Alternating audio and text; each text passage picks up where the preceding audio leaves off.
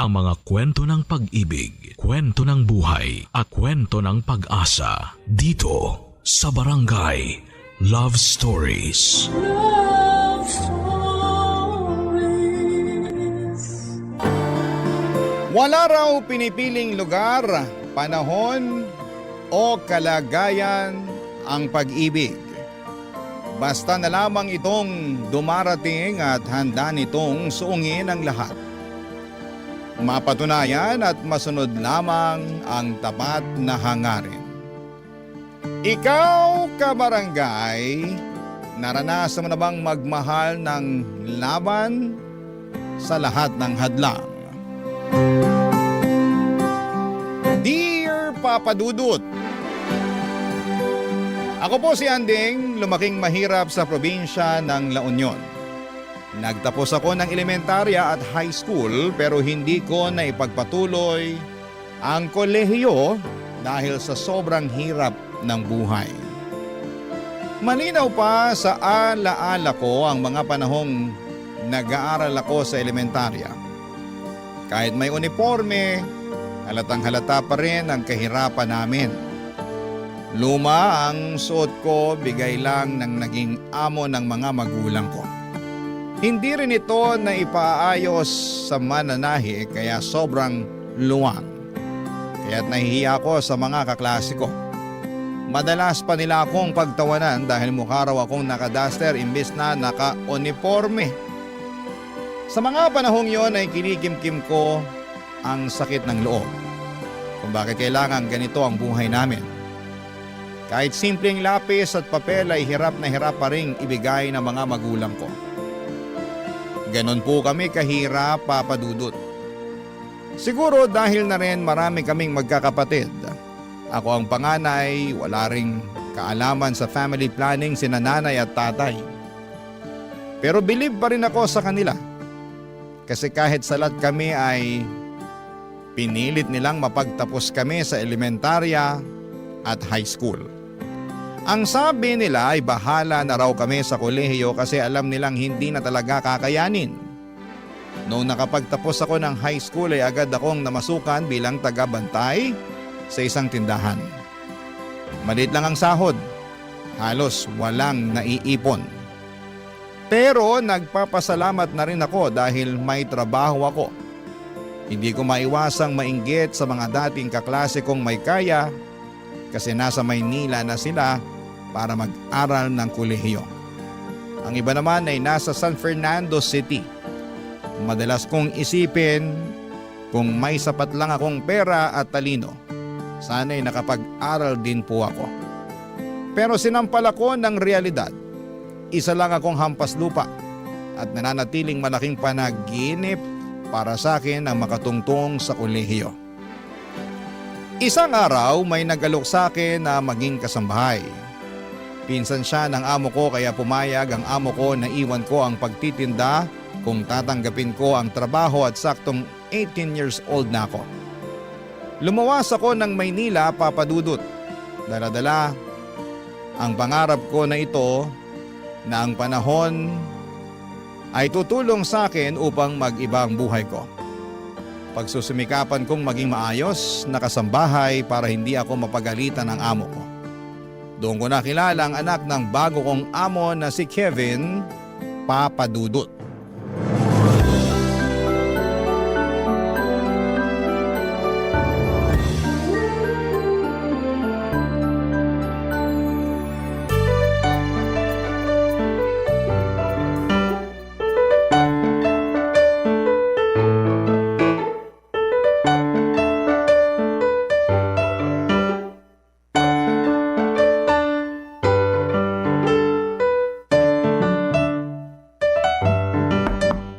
Sir Kevin? Sir Kevin, kumain na po kayo. Kanina pa po nakahanda yung pagkain nyo. Sir Kevin? Sir, gumising po muna kayo para makakain. Bilin po ng mami nyo na on time daw po kayo pakainin kahit walang pasok. Sir! Sir! Sorry. Medyo masama ang pakiramdam ko eh. Pwede bang dito na lang ako kakain sa room ko? Sige po sir. Dadalhin ko na lang po. Ay, sir! Sir, okay lang po ba kayo? Masakit ang ulo ko. Ano nga ulit ang pangalan mo? Andeng po, Sir Kevin. Andeng, pasensya ka na ha. Pwede mo ba akong alalayan pabalik sa kama ko? Medyo nahihilo rin kasi ako eh. Sige po, sir. Ali po kayo. Ay, naku, sir. Sobrang init niyo po. Baka nasobrahan lang ako sa pag-gym. Akala ko kaya ng katawan ko eh. Naku, sir. Kailangan niyo pong uminom ng gamot. Tama, para humupa tong init ng katawan ko. Sir, saan po ang mga gamot niyo para sa lagnat? Meron ako sa drawer. Sige po, kukunin ko na. Naku, alin kaya rito? Nakita mo ba?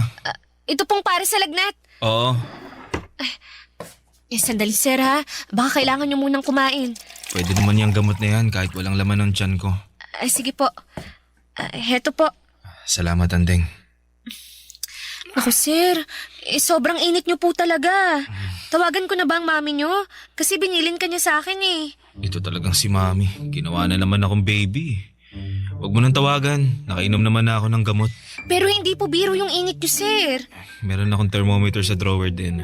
Kukunan ko na lang ng temperature ang sarili ko. Sige po. Sandali kukunin ko.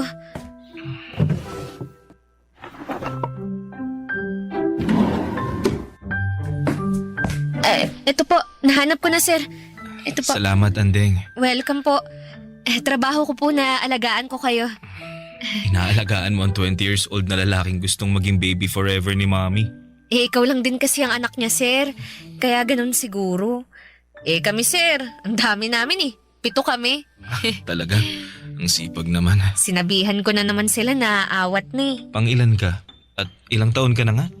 Panganay po ako, sir. Bale, 18 na po ako. Dapat nasa school ka. Tapos na naman po ako ng high school pero walang pera pang college Sir, baka naman... Mataas nga ang temperature ko. Ilan po ba, sir? 38.5 Kaya pala ang init ng katawan ko. Nako, baka kailangan ko kayong punasan ng maligamgam na tubig para mas guminhawa ang pakiramdam nyo. Naku, nakakaya naman. Naku, wag na po kayong mahiya. Tsaka, kasambahay nyo naman ako Bukas sa loob ko na alagaan ko kayo. Ang bait mo naman. Kukuha lang ako ng bimpo tsaka mag-iinit ng tubig. Meron ako sa mga gamit ko. Saka, huwag ka na mag-init. Doon ka na lang sa shower kumuha ng tubig. May heater naman yun. Sige po. Pagkatapos po, kumain na po kayo. Sige. Andeng, salamat talaga. Salamat sa pag-aalaga. Pagaling po kayo, sir Para po pagdating ni Ma'am Connie, magaling na kayo. Tsaka para po makapasok kayo sa Lunes. Oo nga. Buti Sabado ngayon. Sana gumaling agad ako. Di ba naman ako gagaling sa lagay na to may mabait akong kaibigan.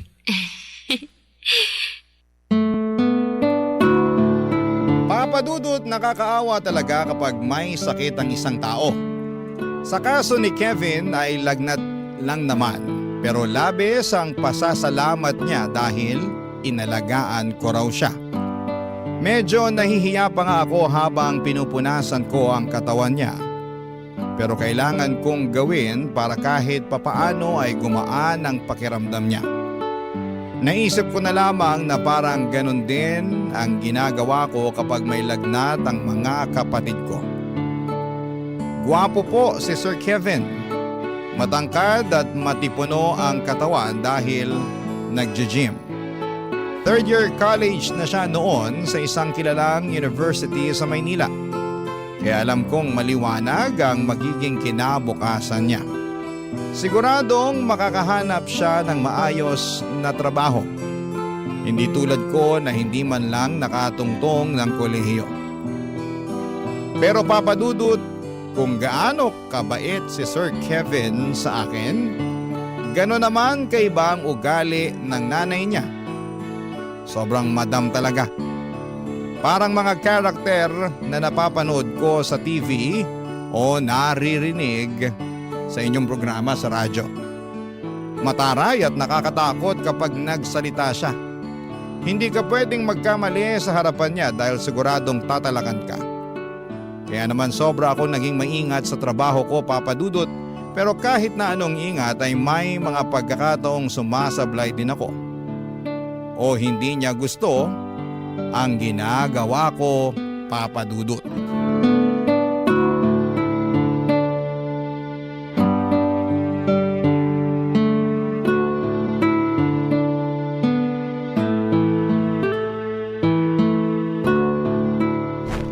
Ano tong nangyari sa kortina?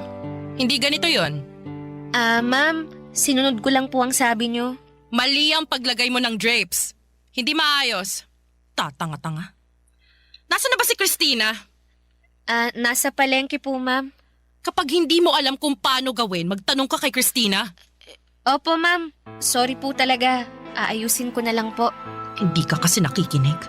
Tapos sasabihin mong sinunod mo lang ang sinabi ko. Ako pa ngayon ang may kasalanan? Hindi po, ma'am. Wala po kayong kasalanan. Bakit ba kasi isang katulad mong pinadala sa akin? Para ako nagtitrain ng isang aso. Pasensya na po. Nakakairita yung pasensya mo ha. Gawin mo na lang kaya ng tama ang mga pinagagawa ko sa'yo. Pati ang pag-vacuum hindi mo pa rin kabisado. Ano ako? Teacher ng mga chimay? Ide-demonstrate ko isa-isa? Gamitin mo naman ang utak mo. Hindi ba sabi mo nakapagtapos ka ng high school? Opo, ma'am. Daig mo pang elementary. Ang tanga mo.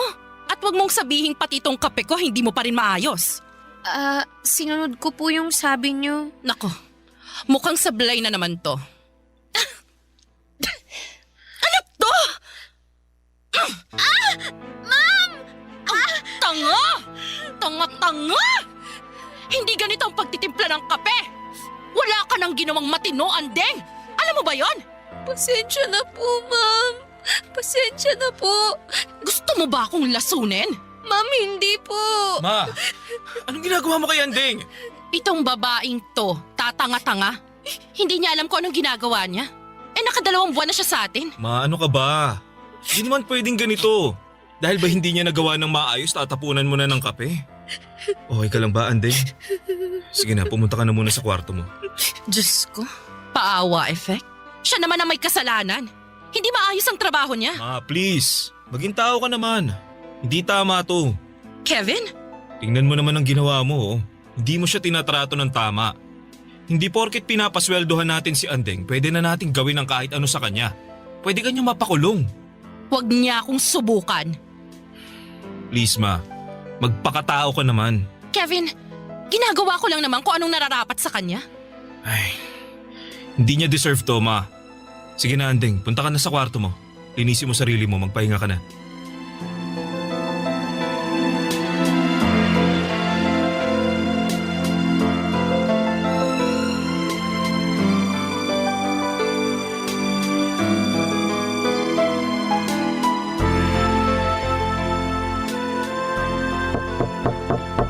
Andeng, okay ka lang ba? Sir, opo. Okay lang po ako. Mukhang hindi. Medyo mapula yung mukha mo. Sumusobra na talaga si mama. Paano kung nalapnos yung mukha mo? Hindi na po ganun kainit nang tinapon niya sa mukha ko. Kahit na, pinagmalupitan ka pa rin niya. Kakausapin ko siya mamaya. Baka mas lalo lang siyang magalit sa akin kasi kinakampihan mo ko. Naku, mali naman talaga ang ginawa niya eh. Kahit may hindi ka nagawang tama sa trabaho mo, hindi pa rin makatarungan ang ginawa niya sa'yo. Kailangan niya humingi ng dispensa sa'yo. Sobra na yung ginawa niya. Salamat po, sir. Sana naging mas maaga ako kanina para hindi na nangyari yung pagbuhos niya ng kape sa'yo. Tana, nandito lang ako para sa'yo, Andeng. Sobrang bait ni Sir Kevin sa akin, Papa Dudut. Sabi nila ay nagmana raw siya sa ama niya na nasa ibang bansa. Kaya siguro ay hindi ko maiwasang hangaan siya. Si Ma'am Connie naman ay parang tigre kung makapagsalita. Lagi niya akong tinatalakan at mabuti na lamang at may kasama akong kasambahay din, si Christina. Siya ang karamay ko sa bawat sermon ng amo naming mukhang mangkukulam. Si Christina ang nakapansin na may nararamdaman daw ako kay Sir Kevin. Pinagbintangan pa nga niya ako na si Sir Kevin daw ang dahilan kaya nagagawa kong pagtiisan si Ma'am Connie. Pero syempre, tumanggi talaga ako sa una. Pero sa totoo lang ay tama si Christine. Crush ko po si Sir Kevin. Ang gwapo niya kasi at mabait pa. Parang lahat ng hinahanap mo sa isang lalaki ay nasa kanya na. Pero hanggang pangarap lamang po ako kasi naman lupa lamang ako at siya naman ay langit. Hindi kami bagay, Papa Dudut. Ang kaya ko lang gawin ay mangarap at mag-imagine na baka sa ibang mundo ay pwede kaming dalawa. Pero sa realidad, hanggang tanaw lamang ako. Kasi alam kong hindi kailanman magiging kami ni Sir Kevin. Barangay Love Stories. Barangay Love Stories. Papadudot, naging simple lang naman ang pangarap ko noong magtrabaho ako bilang kasambahay. Ang makapagsilbi ng maayos kina Sir Kevin at Ma'am Connie. Mabait talaga si Sir Kevin. Gumagaan ang pakiramdam ko kapag nandyan siya. Ang hindi ko alam, Papadudot, ay may nararamdaman na rin pala siya para sa akin ng mga panahon na yon. Madalas niya akong kausapin at para bang gusto niya akong mas makilala pa. Kapag naririnig niyang pinapagalitan ako ni Ma'am Connie ay lagi siyang nandyan para ipagtanggol ako at siya mismo ang sumasalod ang galit ng mami niya. Basta lang wag maulit yung pagtapo ng kape ni Ma'am Connie sa mukha ko. Bukod pa roon ay tinuturuan niya rin po ako para kung nagkaroon ng libreng tutor. Pinapaliwanag niya sa akin ang mga mahihirap na lesson sa math at English. Hindi lang basta turuan, Papa Dudut ha, kundi parang gusto niya talagang matuto ako para raw hindi ako habang buhay nakatali sa pagiging kasambahay. Sabi niya may mas malawak pang mundo para sa akin kung pagbubutihin ko ang aking pag-aaral. Ang mga pagre-review namin ay parang paghahanda na rin kung kukuha ako ng entrance exam sa kolehiyo. At habang tinuturuan niya ako, hindi ko maiwasang kiligin. Nakatingin siya diretsyo sa akin. Nakangiti at pakiramdam ko ay importante ako. Kahit alam kong hindi kami bagay, ngunit sa mga pagkakataong yon, parang wala kaming iniisip na agwat. Ako si Andeng na natututo at siya naman si Kevin na buong tiyagang nagtuturo.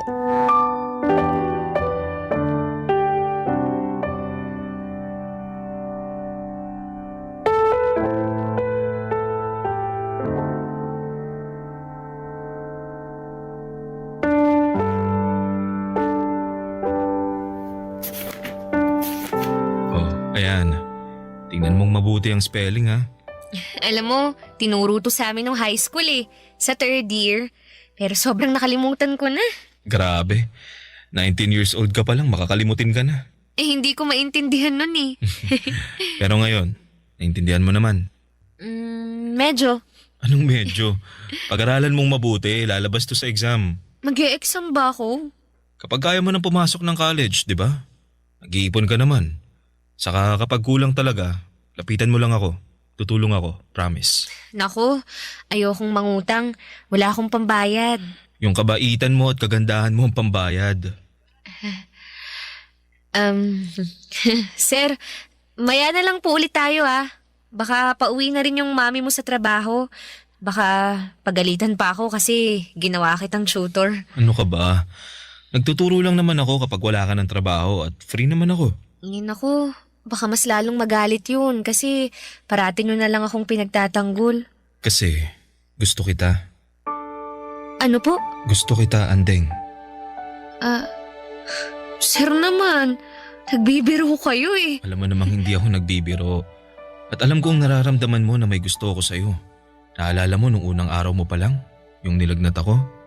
Nakita ko ang kabaitan mo. Sir, hindi po pwede. Hindi po tayo bagay. Dahil ba anak ako ng amo mo?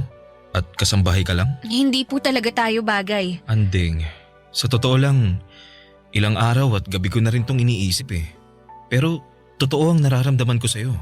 Gusto kita. Mahal kita. Sir, Marami namang ibang babae dyan. Mga kaklase nyo, schoolmates nyo. Hindi ako pwede. Hindi pwede. Makinig ka. Hindi ko sila gusto. Ikaw ang gusto ko. Pero katulong lang ako. Mahirap lang po ako. Mayaman kayo. May pinag-aralan. 1 taon na lang gagraduate na kayo. Samantalang ako. Basta, hindi tayo bagay. Andeng, wag mo namang maliitin ang sarili mo. Dahil lang ba sa kalagayan ng buhay natin kaya tayo hindi pwede? Kung lahat ng to, kung wala akong pera, kung hindi ako mayaman, pwede na? Ganun ba? Sir naman, sobrang layo po ng agwat natin. Tsaka ano na lang sasabihin ng mga magulang mo? Baka mas lalo akong hamakin ni Ma'am Connie. Poprotektahan kita. Naririnig niyo ba yung sarili niyo? Kaisa-isa kayong anak ni na Ma'am Connie. Tapos, sa isang chimay, sa isang maid, muchacha lang kayong mauuwi. Hindi kita nakikita bilang isang chimay, maid o muchacha. Ang nakikita ko isang totoong tao. Isang dalagang may magandang puso na alam kong mamahalin din ako. Gusto kong mahalin ka. Sir, hindi. Huwag na nating ipilit. Huwag na po. Andeng, Natatakot akong tanggapin ang pag-ibig mo. Kasi, sino ba ako? Wala akong karapatang umibig sa isang katulad mo. Kahit pilitin mo man na mahal mo ko, wala kang pakialam sa sasabihin ng iba, ng magulang mo. Pero ang totoo mahirap. Magiging mahirap lang ang sitwasyon kung ipipilit natin. Babalik na ako sa trabaho, sir. teka, Andeng! Andeng! Papadudot akala ko'y hihinto na sa panliligaw si Kevin matapos ang araw na yon. Pero nagkakamali ako. Patuloy pa rin siya sa panliligaw sa akin at umabot na ng 1 buwan na araw-araw niya akong sinasabihan kung gaano niya ako kamahal. Paano mo nga ba mapipigilan ang tibok ng puso? Kahit anong pigil ko sa sarili ko'y bumigay na rin ako. Sinagot ko si Kevin, Papadudot. Hindi na hanggang tanaw ang relasyon namin. Tinanggap ko ang pagmamahal niya. Pero walang araw na hindi ako natatakot. Paano kung malalaman ni Ma'am Connie ang katotohanan? Sa tuwing kinakausap ako ni Kevin at sa bawat pagngiti niya ay parang may naaninag akong anino ni Ma'am Connie. Pinapakaba ang bawat araw ng paglilihim naming dalawa sa aming relasyon. Sa bawat oras na magkasama kami, ramdam ko ang saya at kapayapaan. Pero sa likod ng lahat ng yon ay may kaba, Papadudot, at takot din po akong nararamdaman. Si Kevin mismo ang nagsabi na hindi naman kami gumagawa ng masama. Ang gusto niyang ipaalam na namin sa mami niya ang katotohanan. Buo talaga ang loob niya pero ako ang umaayaw.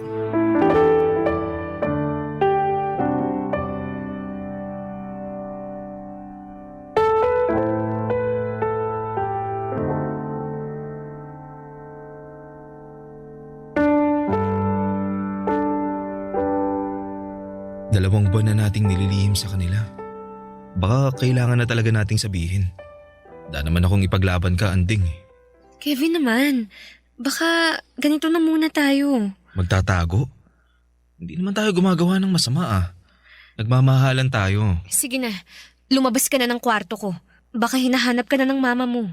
Anding, gusto kong hindi na tayo maglihim sa kanila. Kevin, ang hirap nun. Kasi naman, kung ipagtatapat natin sa kanila, sa mama mo, ano na lang ang sasabihin niya sa akin? Malanding chimay na inaakit ang anak niya? Alam ko. Alam kong mahirap to.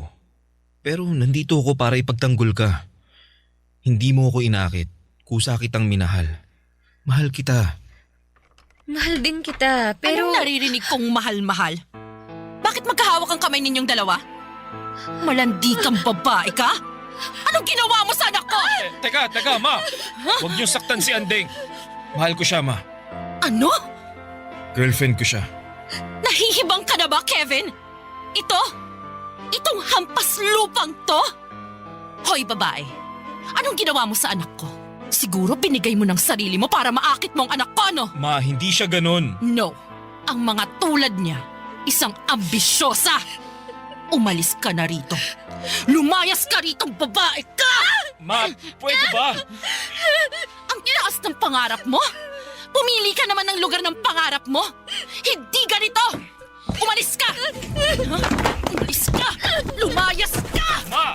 Maawa po kayo, ma'am. Huwag niyo po akong palayasin. Hindi ko na po uulitin.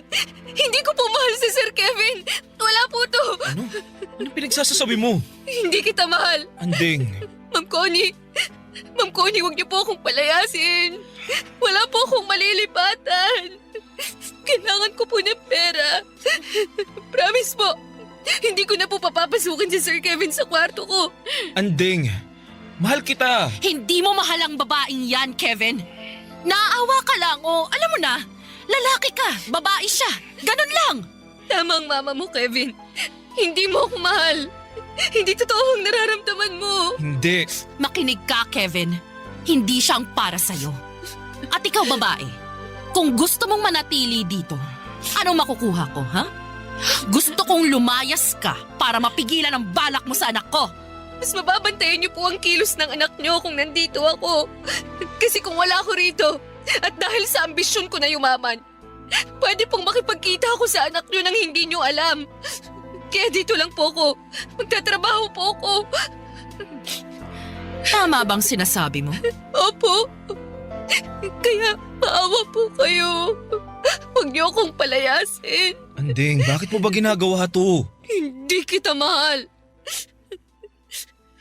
Okay, nakapagdesisyon na ako. Mananatili ka rito.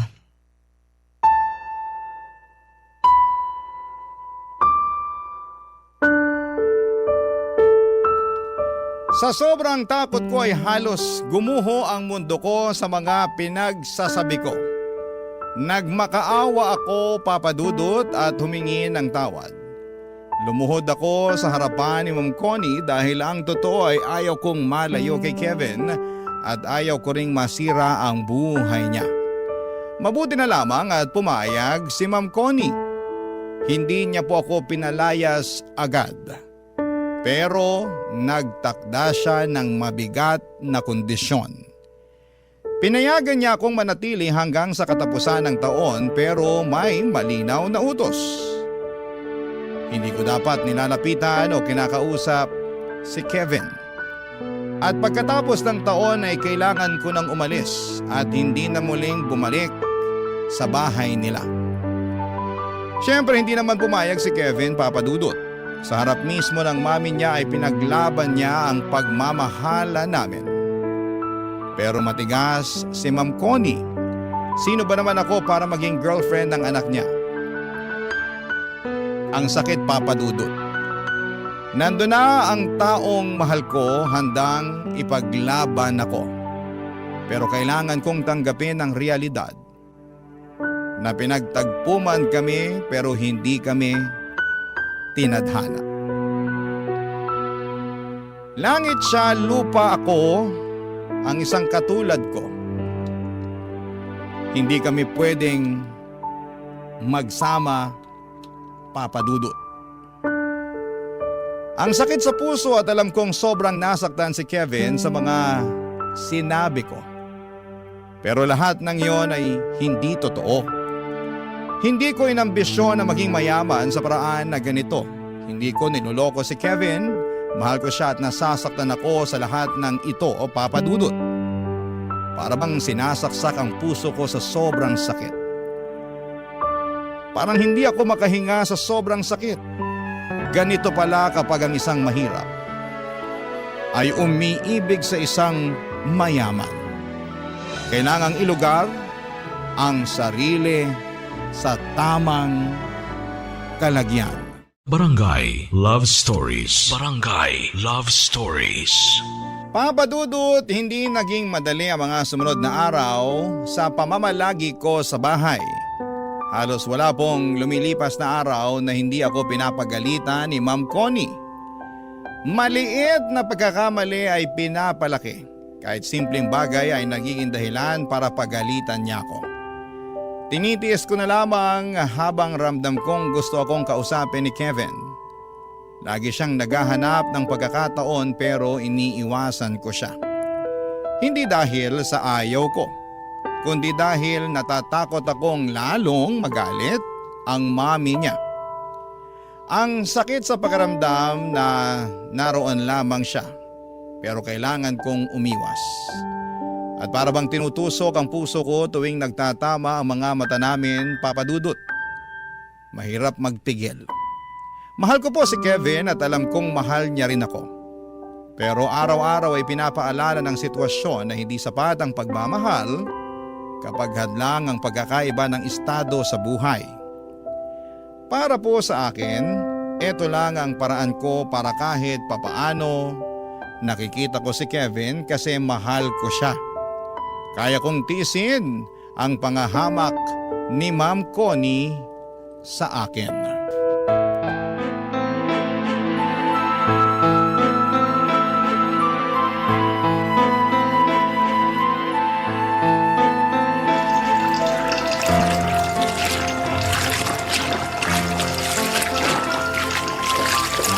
Andeng, kinakalaban mo ba ako ng palihim?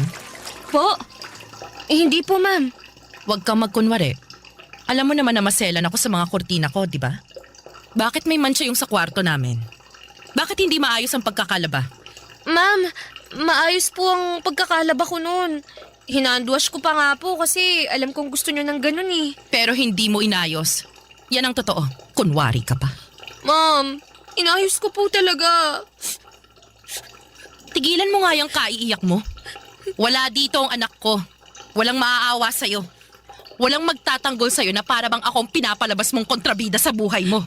Ma'am, ang gusto ko lang po, maging maayos ang trabaho ko rito. Kaya po, inayos ko po talaga. Kung gusto nyo po, lalaban ko na lang po ulit. Hoy, ikaw. Kung ano man ang binabalak mo sa anak ko, tigilan mo. Wala po. Wala po akong binabalak sa kanya. Kaya nga po nandito ako para makita niyong wala akong balak sa anak niyo eh. Hindi ko po siya kinakausap. Umiiwas po ako. Sinungaling. Teka, naisip ko lang. Siguro ikaw rin yung nagnakaw ng pera ko na naiwan ko sa bulsa nung nakarang araw, no? Matapos mong labhan, wala kang sinoli. Po? Ma'am, wala po akong perang nakita. Hindi po ako magnanakaw. Talaga lang? Ang sinungaling ay kapatid ng magnanakaw? Siguro pinadala mo na sa mga magulang mo yung ninakaw mo. Hindi ka na nahiya? Ma'am, hindi ko po gawain ang magnakaw. Sinungaling? Ha? Tama na po, ma'am! Ang iya ka talagang babae ka! Masama kang tao! Wala po akong ninakaw. Wala po. Ikaw, huwag na huwag mong sasabihin sa anak ko na sinaktan kita ha. Kung hindi malilintikan ka sa akin. Tigilan mo yung paawa effect mo na yan. Kung hindi ako makakatiis, papaalisin na kita. Opo, hindi po ako magsusumbong. Kasi kung magsusumbong ka, isusuplong din kita sa pulis dahil ninakawan mo kami. Naiintindihan mo ba? Opo. Paano mo kaya inakit ang anak ko? Ibang klase ka talaga, no? Akala mo dahil ang sipag-sipag mo kunwari ay matutuwa kung ikaw ang mapapangasawa ng anak ko.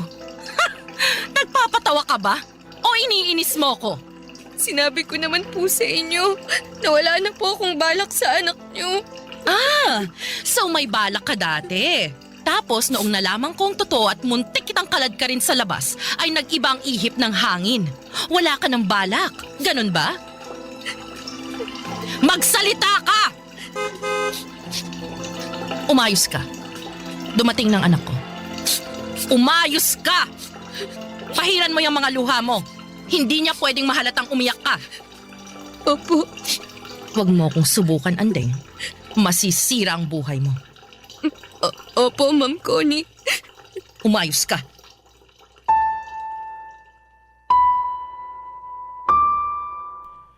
Papadudod sa tuwing wala si Kevin sa bahay ay doon ako pinapahirapan ni Ma'am Connie. Para bang sinisigurado niyang mararamdaman ko ang galit niya. Pinapagawa niya ang mga trabaho sa akin ng doble-doble. Maglinis ng buong bahay kahit kakatapos ko lang. At may pagkakataon na pinapaulit sa akin ang labahan kahit kakatuyo pa lamang ng sinampay. At madalas din akong pinapahiya ni Ma'am Connie sa harapan ng ibang mga tao, Papa Dudut. Binabaliktad ang mga pangyayari para palabasing ako ang may kasalanan. Pero tiniis ko ang lahat ng yon. Hindi ko sinasabi kay Kevin kasi ayaw kong magkaroon ng lamat ang relasyon nila ng mami niya. Ayokong maging dahilan ng pagtatalo nilang mag-ina. Mahal ko po si Kevin, Papa Dudut, at yon ang dahilan kung bakit ako nananatili kahit na hirap na ako. Sa bawat araw na nagdadaan, ang parusa na ibinibigay sa akin ay lalong tumitindi. Pinipikit ko na lamang ang mga mata ko at iniisip na kaunting tiis na lamang at lilipas din ang lahat. Kasi kapag nawala ako sa bahay na yon ay tuluyan na ring mawawala ang pagkakataong kong makita at makasama si Kevin. Pero sa totoo lang, Papa Dudut, unti-unti nang bumibigat ang dibdib ko. Hirap na ako. At sa mga araw na yon ay hindi ko alam kung hanggang kailan ko kakayanin ang lahat ng ito.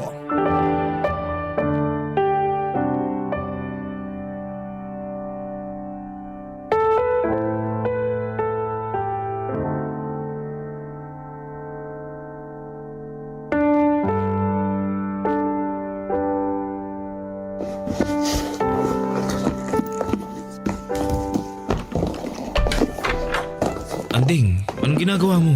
Naalis na ako. Ibig sabihin, iiwan mo na ako?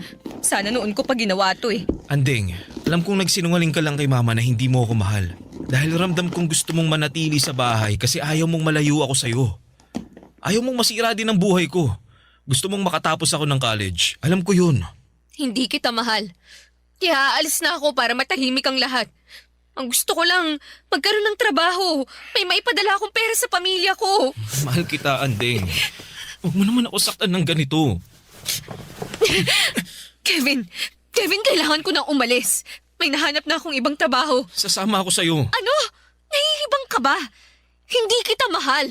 At wala kang mapapala sa akin. Kasi mahirap ka lang. Hindi ka nakapag-aral, ganun ba?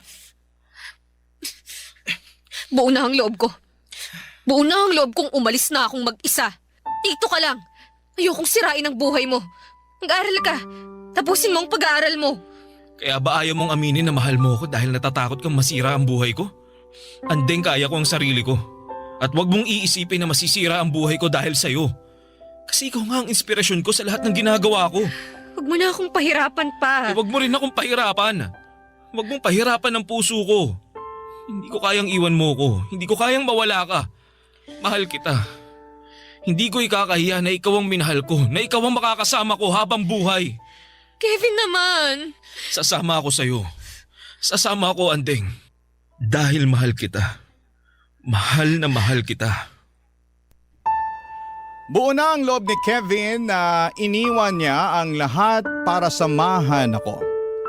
Umalis kami ng magkasama, dala ang takot at kaba. Pero higit sa lahat, Papa Dudut, dala ang pag-ibig na matagal na naming pinaglalaban. Hinahanap kami ng mga magulang niya pero nanindigan si Kevin at pinili niya ako sa hirap man o sa ginhawa. Pinili niyang magsimula ng mahirap kasama ako, kesa ang mabuhay ng marangya pero wala sa tabi niya. Doon ko lalong napatunayan, Papa Dudut, na totoo ang pagmamahal niya. Nagsimula kami sa wala except doon sa naitabi niyang pera.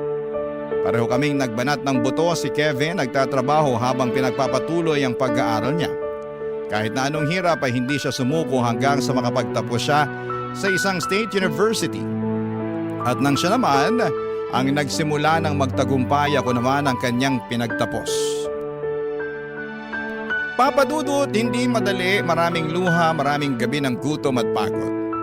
Pero lahat ng yon ay nalampasan namin dahil sabay naming hinarap. Unti-unti ay gumanda ang buhay namin. Hindi man marangya pero puno ng kasiyahan at pagmamahalan. Ngayon, Papa Dudut, ay masasabi kong tama ang naging desisyon ko. Ang lumaban para sa puso ko. Kasi lahat ng sakit, lahat ng parusa at hirap na tiniis ko noon ay napalitan ng magandang bagay. At higit sa lahat ay natupad ang pangarap kong dati hanggang panaginip lamang. Na makasama at mahalin si Kevin hanggang sa dulo ng lahat. Parang Cinderella story pero pareho kaming nagsumika para umangat. Ang prinsipe ay buwaba sa kanyang palasyo para sa akin at mamuhay na normal para lamang ipaglaban ang puso niya. Sobrang mahal ko po si Kevin, Papa Dudut. Hindi man ako tanggap ni Ma'am Connie ay wala na siyang magawa kasi ako na ang pinakasalan ni Kevin. Ang mahalaga, I am made to be with my Prince Charming. Ang mahal ko, si Kevin. Kasama ang aming 3 anak. Maraming salamat po sa inyo, Papa Dudut, at sana'y forever po itong programa ninyo. Ang inyong forever kapuso at kabarangay, Andeng. Nakakaantig naman talaga ang ating kwento. Ikaw ba, kabarangay? Nakarelate ka ba sa story natin ngayon? Kwentuhan naman tayo dito sa comment section. Ang mga kwento ng pag-ibig, kwento ng buhay at kwento ng pag-asa dito sa Barangay Love Stories. Love Stories.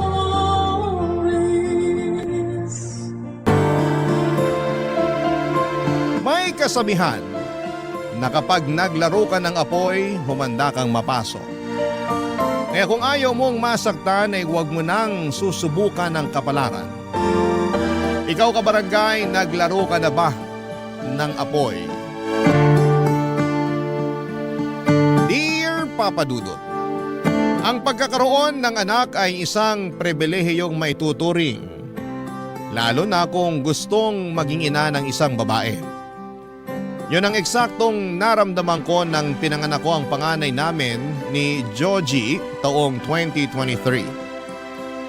Kahit na nung una ay napaisip ako kung paano ba maging mabuti at epektibong nanay. Lalo na at wala naman akong kinalakhang mother figure. Sa kabila ng lahat ay kinaya ko pa rin at patuloy na kinakaya ang pagiging ina hanggang sa ngayon. Pero hindi tungkol sa pagiging nanay ko ang pangunahing dahilan kung bakit ako napasulat sa inyong programang Barangay Love Stories. Meron pang mas importante na nais ko sanang ihingi ng payo sa ating mga kabarangay. Bago po ako magpatuloy ay itago niyo na lamang ako sa pangalang Amila. 32 years old, taga Taguig City at isang sales representative na nagtatrabaho sa isang sikat na brand ng sasakyan. Dati kong katrabaho si Georgie at nagkaroon kami ng isang anak. Nagsama kami sa isang bubong pero nitong taong 2024 ay may nangyari sa aming relasyon.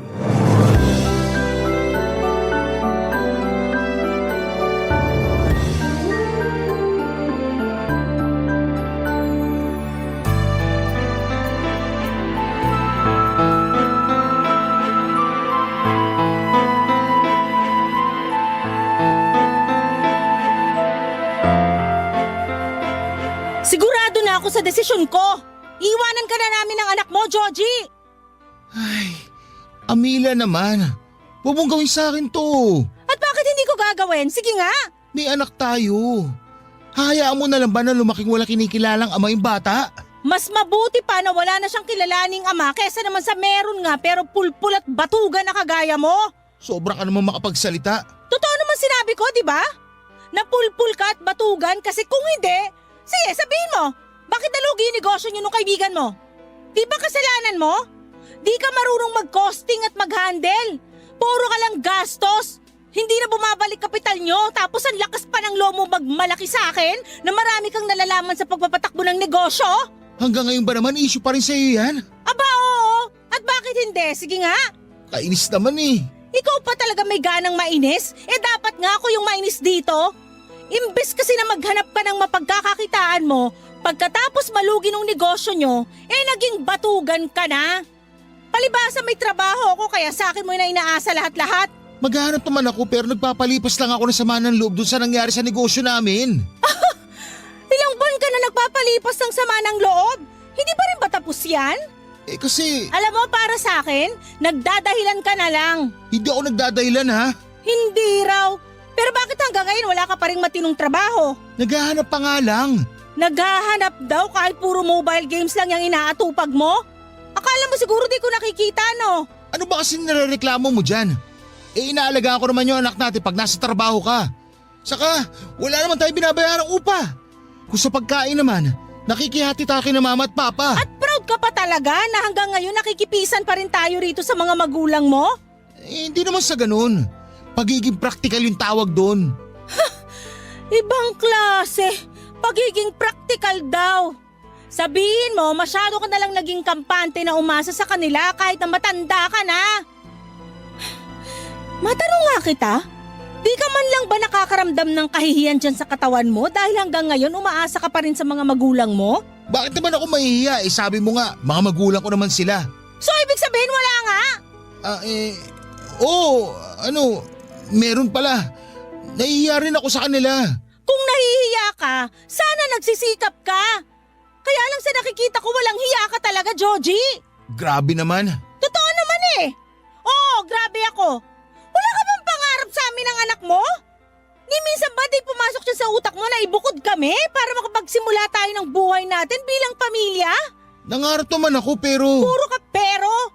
Wala ka talagang pangarap hanggang salita ka lang. Kaya diyan ka na. Bahala ka na sa buhay mo. Please, Amila. Huwag mo kong iwanan. Parang awa mo na. Wala na akong awa. Ubos na. Mahal na mahal ko kayo ng anak natin. Kayo ang buhay ko. Wow ha? Ngayon may pasabi-sabi ka pa ng ganyan? Akala mo ba mauuto mo pa ako? Kung noon, oo. Kasi naniwala at nagtiwala ako na magbabago ka. Na marirealize mo mga pagkukulang mo sa amin ng anak mo bilang padre de pamilya. Pero ngayon, nek-nek mo. Hindi mo na mabibilog ulo ko, Joji. Anong gusto mong gawin ko? Sabihin mo, gagawin ko. Wala. Di ba gusto mo ako maghanap ng trabaho? Sige, maghanap ako ngayon din. Wag na. Baka manghingi ka pa sa akin ng pamasahe at pangkain mo pag nagutom ka sa labas. Mapagastos pa ako sa'yo. Oy, Amila, sumusobra ka na talaga ha? Ikaw nga sobra-sobra na yung katamaran at kapulpulan mo. Nagreklamo ba ako? Ngayon lang, dahil punong-puno na ako. Isipin mo na lang kung anong magiging future namin ng anak mo sa'yo. Wala. Kaya mabuti pa ako na lang mag-isa magpalaki sa kanya. Magkanya-kanya na tayo. Bahala ka na sa buhay mo. Papadudot naging magkatrabaho kami ni Joji at doon kami nagkakilala taong 2021. Naging magkaibigan kami lalo at iisa lang ang grupo namin. Kami lang yung single ng mga panahong yon kaya sinimulan kaming tuksuhin ng mga kasamahan namin sa isa't isa. Noong una ay sinakyan ko lamang ang pang-aasar nila dahil baka tumigil din sila kinatagalan. Lalo na at nagpahayag na rin ako na wala pa akong interes na pumasok sa relasyon matapos ang breakup namin ng ex-boyfriend ko noong pandemic. Matagal din kasi kaming naging mag-on at umabot din ng 7 taon kaya sinabi ko sa sarili ko na gusto ko munang enjoyin ang pagiging single ko. Kaya lang ay hindi pa rin tumigil ang mga kasamahan namin sa trabaho sa panunukso sa amin ni Joji hanggang sa napansin ko na lamang na kinagiliwan na niya yon. At kapag naiinis ako sa mga pang-aasar nila, papadudot ay sinasabihan nila akong KJ o Killjoy. Sa huli inamin sa akin ni Joji na nahulog na siya sa akin. Sa totoo lang ay hindi ko naman naramdaman na masamang tao siya. Mabait siya at may itsura naman. At kahit na noong sinabi kong hindi pa ako ready makipagrelasyon, ay nirespeto niya yon. Kinatagalan, tinanong niya kung pwede akong ligawan. Sa isip ko ay ligaw pa lang naman. Hindi pa sigurado kung sasagutin ko na siya. In short ay pumayag ako Kaya lang dala ng kalasingan at bugso ng damdamin noong isang beses na nagkayaan kaming uminom ng mga katrabaho namin ay doon na may nangyari sa amin ni Georgie. Bali nag-check-in kami noon sa isang motel sa Pasig para magpalipas ng gabi. Alam ko naman na kasalanan ko rin dahil naging mapusok ako ng gabing yon. At laking takot at pagsisisi ko nang mabuntis ako ni Georgie. Pinanagutan naman niya ako at binahay. Tumira kami sa kanila kasama ang parents niya at 2 nakatatandang kapatid na lalaki. Pero sa loob lang ng ilang buwan hanggang sa makapanganak ako ay hindi na talaga kami naging okay ng dati kong kinakasama. Lalo na at 2 buwan bago ko manganak ay nag-resign siya sa trabaho namin para makipag-business partner sa kaibigan niya. Pero makalipas lamang ng 2 buwan ay nalugi ang negosyo nila. Hindi na bumalik ang drive ni Georgie sa pagtatrabaho hanggang sa makapanganak ako. At nung matapos ang maternity leave ko ay ako na ang naghanap buhay sa amin. Makalipas ang 6 na buwan simula na maghiwalay kami ni Georgie ay hindi sinasadyang nag-cruise naman ang landas namin ng panganay niyang kapatid na si Bernie Papadudut.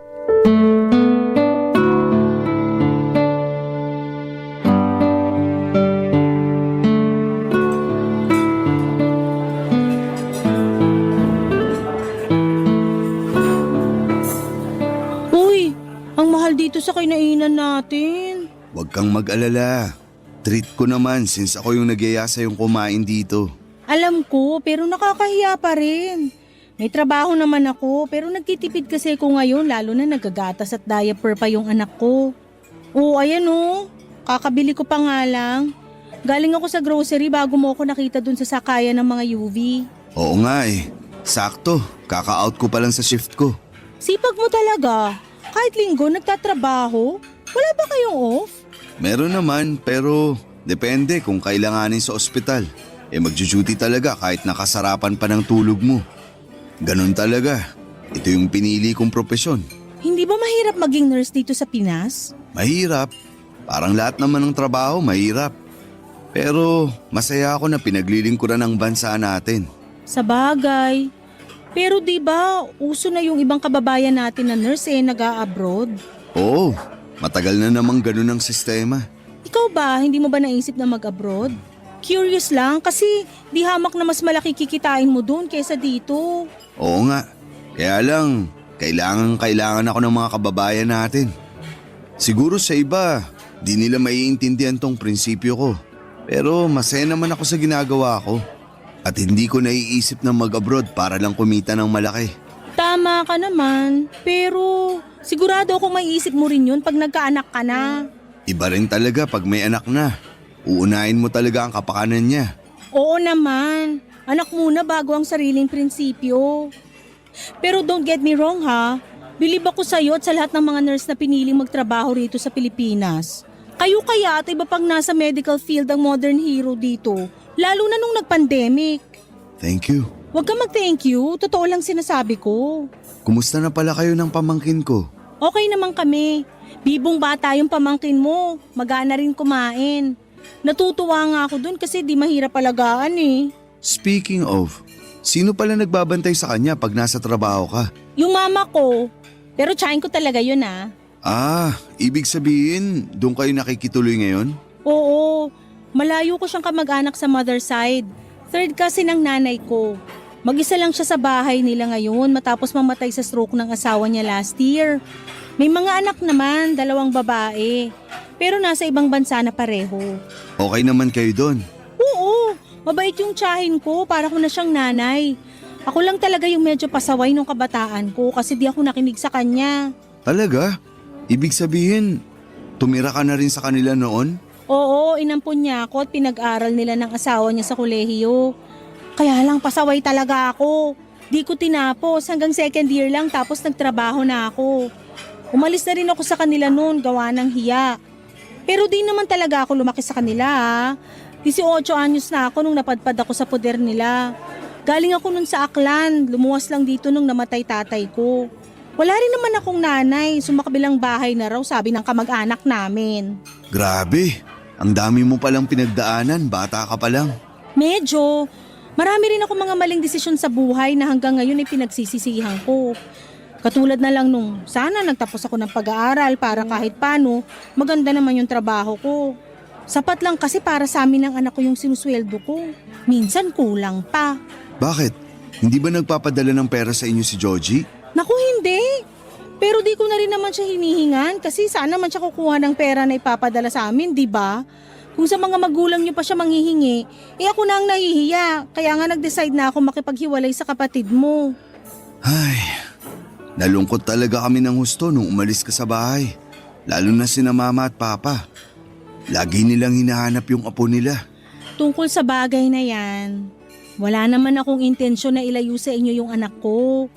Di pa lang talaga ako handang ipakita siya kay Georgie. Pero sa nakikita ko naman, nagbago na si Georgie. Sa ngayon, nagsisikap siya na makapaghanap ng trabaho para raw may mukha na siyang ihaharap sa inyo. Ilang buwan na kaming hiwalay, hindi pa rin ba siya nakakahanap ng bagong trabaho? May nahanap at napasukan naman pero di nagtatagal. Ewan, sabi niya depressed daw siya. Hindi makapag-focus, gawa ng lagi kayong iniisip. Amila, wala na ba talagang chance na magkabalikan kayo ng kapatid ko? Gusto mo bang malaman ng totoo? Oo, Hindi ko alam. Okay naman kami ng anak ko. Masaya kami kahit kaming dalawa lang. Nakakapagod maging nanay at tatay sa anak namin pero kinakaya ko. ay, hindi rin naman kita masisisi kung masyado ka nang napuno at napagod kay Georgie. Kasalanan din naman kasi talaga niya. Papadudot simula nang maghiwalay kami ni Georgie ay in-unfriend ko na rin sa social media ang lahat ng miyembro ng pamilya niya. Desidido na kasi akong kalimutan sila at magsimula ng bagong buhay kasama ang anak ko. Kaya nga hindi ko napigilang makonsensya nang banggitin ni Bernie ang pang-unfriend ko sa kanya sa kwentuhan namin ng araw na yon. Lalo't wala naman siyang ginagawang mali sa akin noon. Sa dalawang kuya ni Georgie, si Bernie ang pinakamabait, maginoo, gentleman at guwapo. Noong unang beses na dinala ko ng dati kong kinakasama sa bahay nila para makilala ang pamilya niya, ay napansin ko na talaga si Bernie. Nagtatrabaho siya bilang isang nurse, maasikaso siya sa akin ng mga panahong yon. Palibhasa ay masaya raw siya dahil magkakapamangkin na raw sila. Sa buong panahon ng pamamalagi ko kina Georgie ay nakuha ni Bernie ang buong atensyon ko. At kahit hanggang sa pag-uwi ay si Bernie ang tumatakbo sa aking isipan imbes na ang dati kong kinakasama at tatay ng magiging anak ko, Papa Dudut. Barangay Love Stories. Barangay Love Stories. Papadudot, bago kami naghiwalay ng landas ni Bernie, noong nagkita kami ay nagkapalitan kami ng social media. Gusto niya raw kasing makumusta ang pamangkin niya kaya hindi na ako tumutol pa. Hindi ko naman sila tinanggalan ng karapatan sa ano ko pero ayoko na talagang makisama kay Georgie. Para sa akin ay masyadong pabuhat ang taong yon. At nakampante na lamang sa buhay na sinusuportahan ng mga magulang nila. Batugan pa at kung kailan ako nag-decide na tapusin na ang lahat sa amin saka pa lamang sasaniba ng kusa na maghanap ng trabaho. Kaya nga wala talaga akong ka-interes kay Georgie noong nagkikwento tungkol sa kanya ang Kuya Bernie niya. Kunwari ay may pakialam ako pero wala na talaga. Ganon pala kapag napagod ka na at naging manhid. Sa pagpapatuloy ng kwento ko ay nagkaroon kami ng constant communication ni Bernie sa Messenger. Pero tungkol lang naman sa anak ko na pamangkin niya ang aming pinag-uusapan. Isang araw, in-invite niya ako na pumunta sa kanila dahil birthday ng papa nila. Ayoko sanang umaten pero noong parang naglambing na siya sa akin na gusto raw makita ng parents nila ang anak ko, ay hindi ko na siya natiis pa. Ayos lang naman talaga sa akin na pumunta sa kanila. May isang tao lang na ayokong makita ang pagmumukha, Papa Dudut.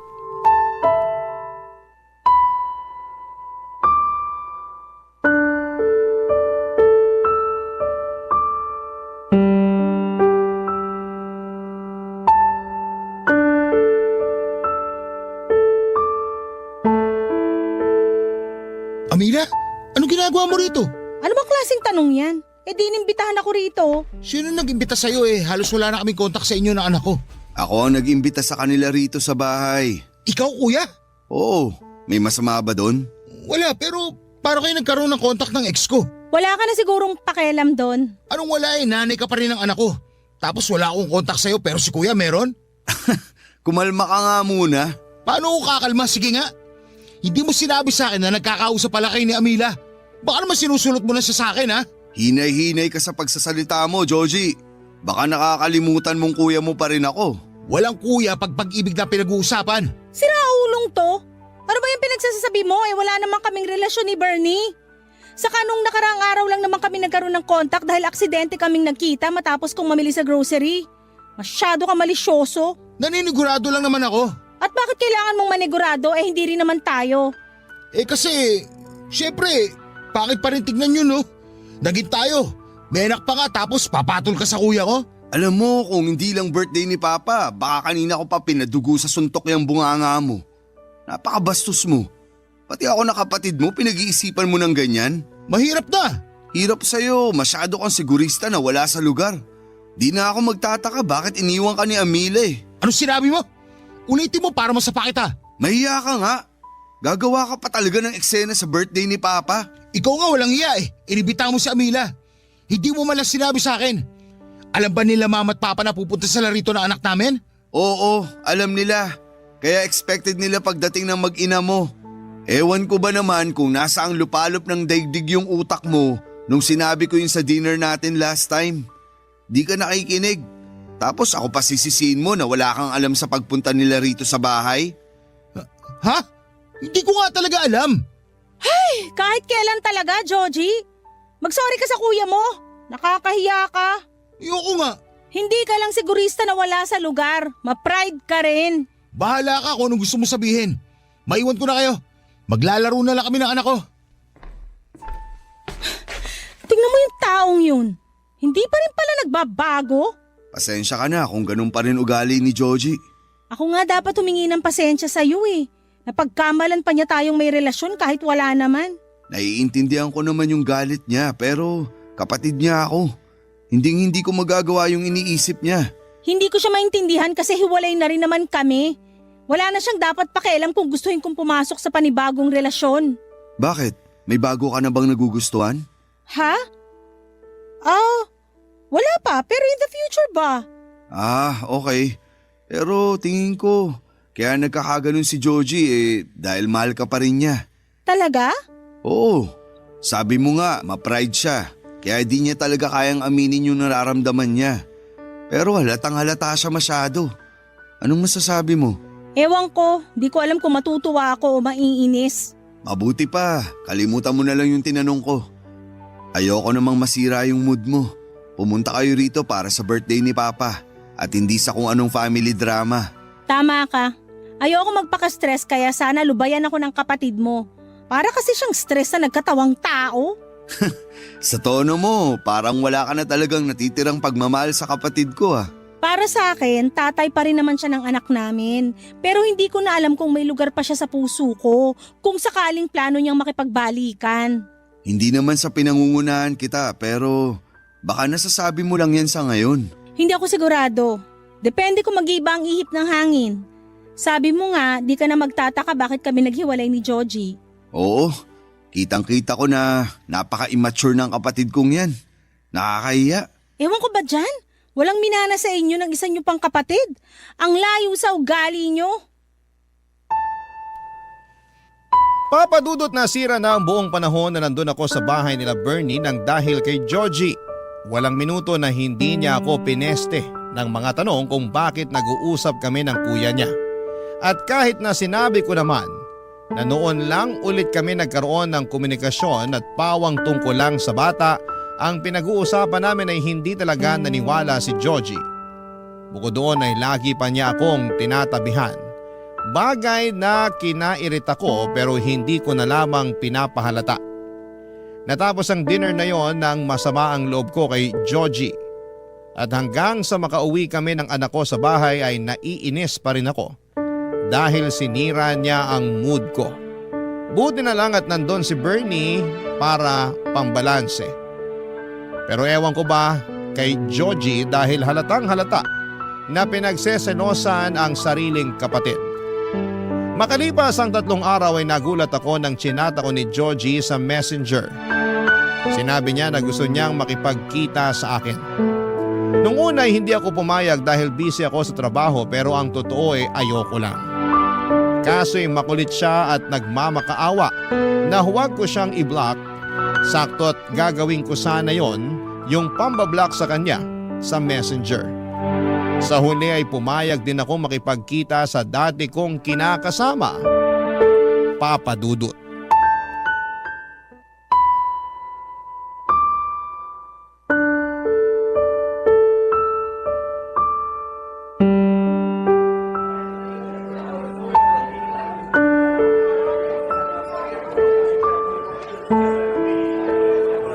Natatandaan ko, paborito mo rito sa cafe na to kaya dito kita dinala.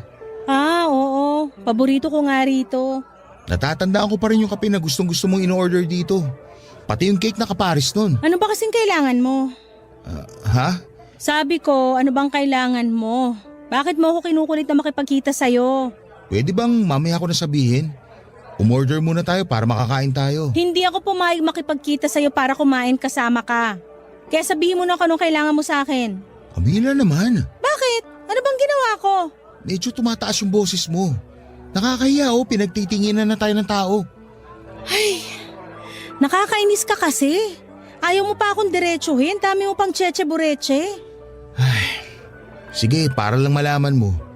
Nakipagkita ako sa'yo para makausap ka. Tungkol saan ba? Tungkol sa atin. Anong tungkol sa atin pinagsasasabi mo? Sa pamilya natin. Napag-isip-isip ko kasi na gusto ko nang ayusin ang pamilya natin. Hindi ako naniniwala na bigla mo lang yan naisip. Kilala kita, Georgie. Wag ako. Napag-isip-isip ko nga. Pero mas lalo ko lang na-realize nung kinausap ako ni Kuya Bernie. Ha? Anong pinag-usapan niyo ni Bernie? Marami pero nagsimula yun nung tanungin niya ako kung mahal pa ba kita. Sabi ko, oo, mahal pa kita. Ang totoo, hindi naman nawala yung feelings ko sa'yo kahit na naghiwalay na tayo. Tapos sinundan niya ako ng tanong na kung bibigyan ako ng isa pang pagkakataon para ayusin ang pamilya natin, susunggaban ko raw ba? Sabi ko, oo naman. Kaya hiningi ko sa kanya yung pangalan mo sa messenger at naglakas loob akong i-chat ka. Ah, o tapos? Anong gusto mong gawin ko ngayon? Ayaw mo ba na maayos pa ang pamilya natin? Ayaw mo bang lumaki na may kinikilalang tatay yung anak natin? Sino ba namang ayaw nun? Siyempre gusto ko pero… Pero ano? Nag-aalangan ako. Alam mo naman kung bakit, di ba? Nakakatakot sumugal sa'yo tapos sa dulo matatalo lang uli ako. Pangako, hindi ka na matatalo dahil gagawin ko ang lahat para may panalo tong pamilya natin.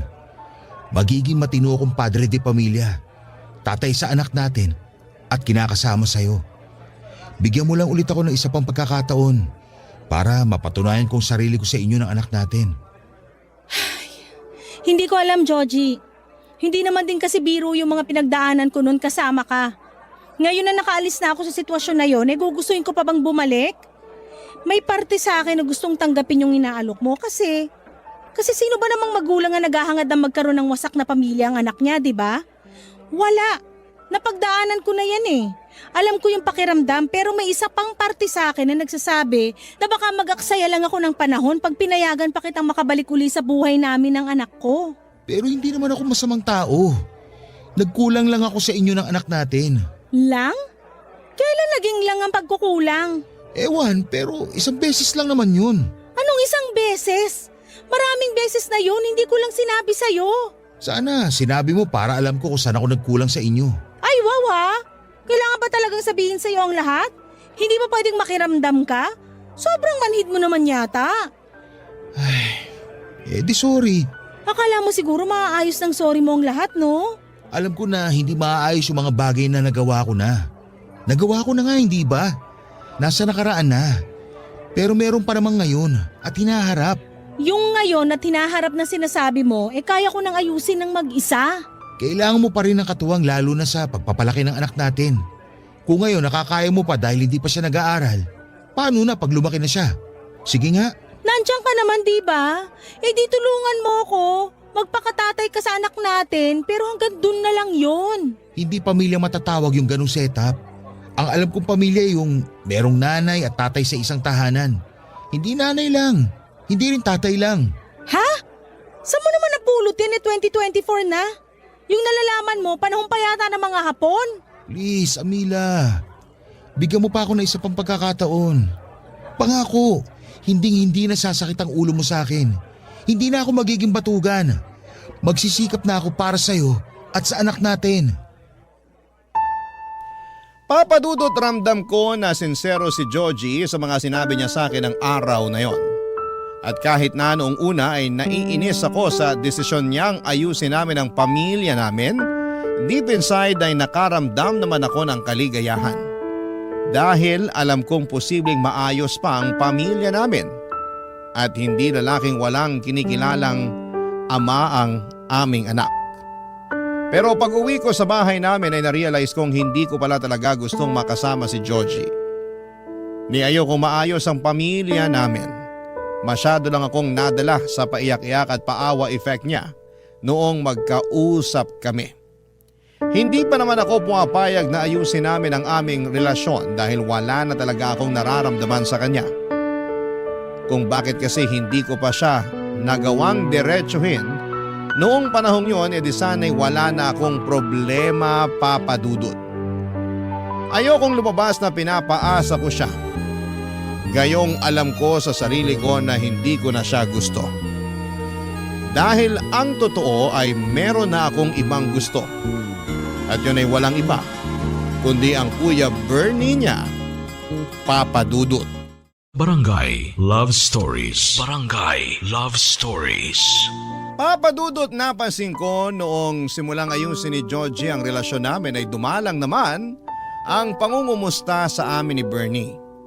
Aaminin kong nakaramdam ako ng tampo sa kanya kahit na hindi naman niya kami responsibilidad ng anak ko. Masyado lang siguro akong nasanay na mabilis siya na mag-reply kapag nagchat-chat ako. Pero kahit marami na akong sinend na picture at video ng anak ko, ay hindi man lang niya magawang isin. Doon ako tuluyang nainis kay Bernie pero alam ko naman sa sarili ko na wala siyang ginawang mali sa akin. Meanwhile, kapag si Joji naman ang nagchat-chat sa akin ay hindi ko naman siya kaagad nire-replyan. Nagdadahilan na lamang ako pero minsan ay nagtatampo siya. Kaya nga kahit napipilitan ay chinachat ko na lamang siya pero puro anak lang namin ang pinag-uusapan namin. One time, in-invite ako ni Joji na pumunta sa kanila dahil wedding anniversary ng parents nila at may pa-dinner sa bahay. Walang pag-atubili akong umuo dahil naisip ko ay makikita ko doon si Bernie. Excited akong maghanap ng sexy na maisusuot at agad akong nagpaganda, papadudot.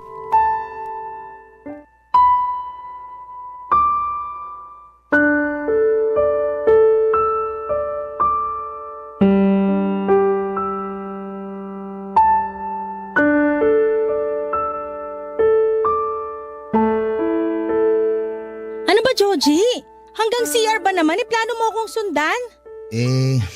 Naisip ko lang naman na baka gusto mo. Gusto kong gumamit ng CR. Ano bang kababuyan yung nasa isip mo? Grabe ka naman. Kababuyan agad? Oo, bakit? Hindi ba? Kitang-kita dyan sa mukha mo yung kamanyakan. Hoy, below the belt na yun ha. Kung ayaw mong nasasabihan nun, lubay-lubayan mo ko. Hindi ko lang mapigilan na lubayan ka. Kasi ang sexy mo dyan sa suot mo.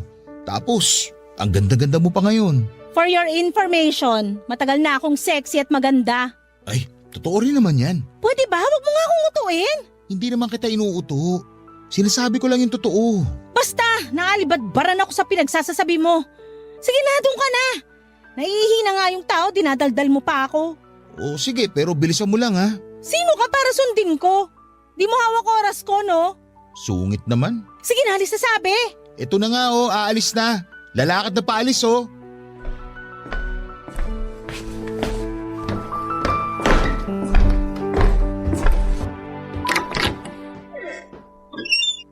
Tagal namang umalis ang kapatid kong yun. Kanina pa ako sa CR eh. Sino pa kasi may sabing dyan ka sa CR magtago? Sino pa ba? Di ikaw. Sorry na, pero ewan ko ba dyan kay Joji masyadong tagal umalis. Ano ba kasing pag-uusapan natin?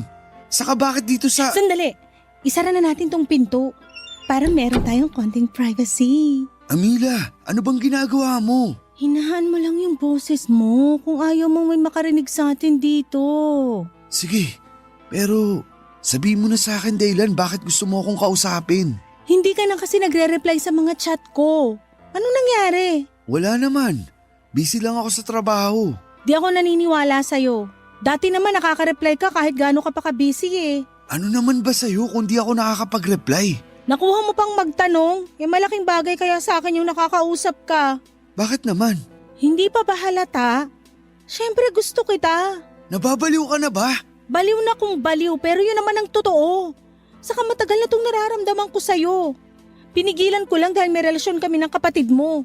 Pero ngayon, hiwalay na kami. Baka naman… Hindi pwede. At bakit hindi? Dahil pilit inaayos ni Joji ang pamilya niyo. Tapos gusto mo sirain ko lang yun? Hindi mo naman sisirain ng matagal ng sira. Saka wala naman akong feelings kay Joji. Hindi ko na siya mahal. Ewan, di ko naman yata talaga siya minahal. Napakasama mo, Amila. Masama na kung masama pero ikaw ba? Wala ka bang nararamdaman sa akin? Wala. Hindi ako naniniwala sa'yo. Problema mo na yun. Akin na kamay mo. Anong gagawin mo? Akin na. Hawakan mo ako, Bernie. Please, hawakan mo ako. Amila, ano ba? Ngayon, sabihin mo na wala kang nararamdaman sa akin. Kung alam mo lang na sinuot ko tong sexy na damit na to para sa'yo. Nag-ayos ako, nagpaganda para lang sa'yo. Hahayaan mo na lang ba na masolo ako ng kapatid mo? Hindi na kita maintindihan. Eh di wag mo akong intindihin. Pero ikaw, naiintindihan ko ang nararamdaman mo. Nag-aalinlangan ka. Kitang-kita naman sa mga mata mo na gusto mo ko kaya wag ka nang mahiya. Iyong-iyo ako, Bernie. Hawakan mo pa ako. Akin na yung kamay mo. Ay, nasisiraan ka na. Sirang-sira na ako sa'yo. Sige pa. Hawakan mo ako. Ganyan nga. Sayong-sayo ang katawan ko, Bernie. Napaka-sexy mo nga. Halika mo naman ako. Ha? Sabi ko, halikan mo ko. Lubos-lubusin na natin, paligayahin mo ko. Papadudot amot langit ang kaba namin ni Bernie nang magmilagro kami sa loob ng CR ng gabing yon. Saglit lamang yon pero merong nangyari sa amin. Bago kami lumabas ay sinigurado muna niyang walang makakakita sa amin. Tapos ay nagkasundo kami. Nakalimutan ang nangyari dahil mali yun. Dapat kami raw ni Georgie ang magkasama at magkatuluyan. Sa isip ko ay tutol ako pero ano na lamang ang sasabihin sa akin ng mga magulang nila sakaling malaman nila ang katotohanan. Natapos ang dinner na yon na punong-puno kami ng pagkailang ni Bernie sa isa't isa. Nalungkot ako ng husto dahil hindi man lang niya ako magawang tignan ng diretsyo at kausapin. Maaga rin siyang nagkulong sa kwarto niya after dinner pero feeling ko ay iniiwasan niya lamang ako. Nasasaktan ang puso ko dahil pakiramdam ko ay para bang kung anong nakakadiring bagay o may malubhang sakit ang turing niya sa akin. Hindi ako sanay dahil ang kilala kong Bernie ay mabait at maalaga sa amin ang anak ko. Lumipas ang 3 araw, wala pa ring reply si Bernie sa mga messages ko. Halatang iniiwasan niya ako kaya labis akong nasasaktan, papadudot.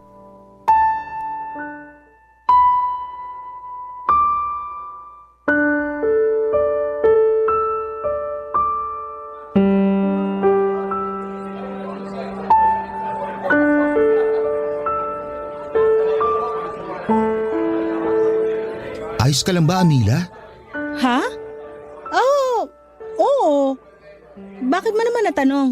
Napansin ko lang na kanina ka pa nakatulala dyan. Actually, may kinukwento ko pero tinigil ko na. Kasi mukhang hindi ka naman nakikinig. Sorry, medyo pagod lang. Sa trabaho ba yan o sa anak natin? Pareho. Kulang ako sa tulog lalo na nagkasakit din yung anak natin. Ilang gabi akong puyat. Ha? Bakit ngayon mo lang sinabi? Sana natulungan kita sa pag-aalaga sa kanya. Ayos na. Magaling na yung anak natin kaya huwag ka nang mag-alala. Pero sa'yo naman ako mag-aalala. Bakit? Mukha ka kasi magkakasakit eh. Kulang nga lang ako sa tulog.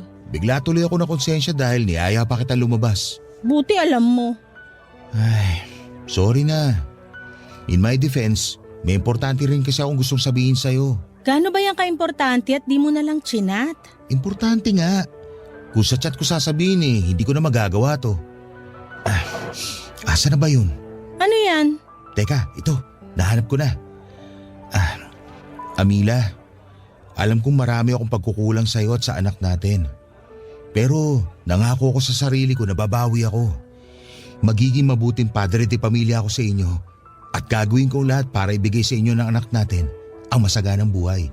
Sandali nga lang. Nagpo-propose ka ba? Oo, tignan mo yung laman ng box.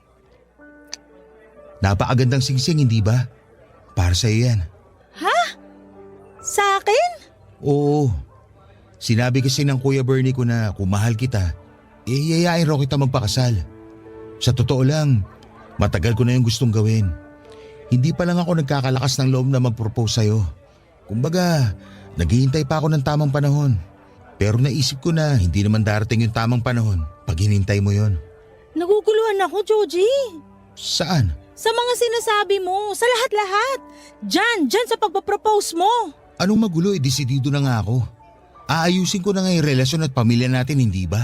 Sa palagay mo, maaayos yun sa pagyaya mo sa aking magpakasal? Bakit naman hindi? Nagtatanong ka pa? Hindi nga ako pumayag na magkaayos tayo.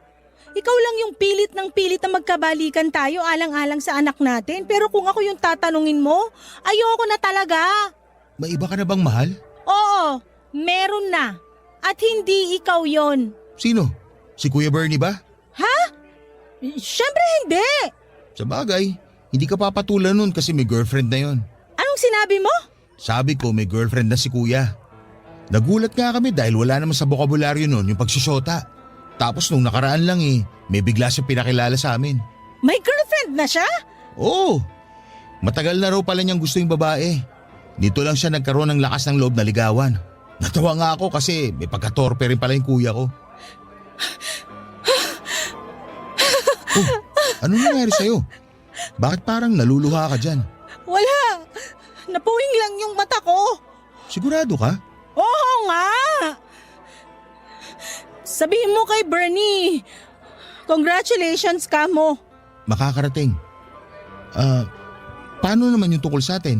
Anong tungkol sa atin? Ito, yung singsing. Anong gusto mong gawin ko dyan? Uulitin ko ha. Nagpo-propose ako sa'yo ngayon, Amila. Gusto ko na maging asawa ka. Tinatanggap mo ba? Hindi! Ano nangyayari sa'yo? Ayos ka lang ba? Iabot mo na lang yung tubig kesa magtanong ka na kung ano-ano dyan. Sige. Oo, yan. Ayun na yung tubig.